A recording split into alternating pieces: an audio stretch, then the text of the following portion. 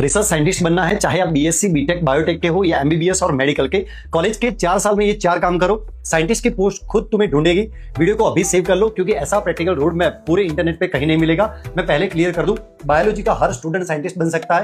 Pure science से BSc या MSc करने वाले, टेक्नोलॉजी से बीटेक या एमटेक करने वाले, और यहां तक कि एमबीबीएस बीडीएस या बीएएमएस करने वाले भी मेडिकल स्टूडेंट भी आईसीएमआर या बड़े हॉस्पिटल में क्लिनिकल साइंटिस्ट बन सकते हैं। चलो अब सीधा टू द पॉइंट, 4 साल का एक्शन प्लान समझते हैं।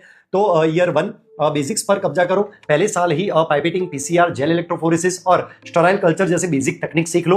हर हफ्ते में कम से कम एक रिसर्च पेपर पढ़ने की आदत डालो और उसकी समरी लिखो। अपने कॉलेज के प्रोफेसर के लैब में बिना पैसों के लेबोरेटरी में वॉलंटियर बन जाओ ताकि लैब की भाषा समझ में आने लगे। उसका रिजल्ट ये होगा कि तुम्हें लैब की लैंग्वेज आ जाएगी। ईयर 2 दूसरे ईयर में आपको क्या करना है, तो अपनी ताकत चुनो, किसी एक एडवांस टेक्निक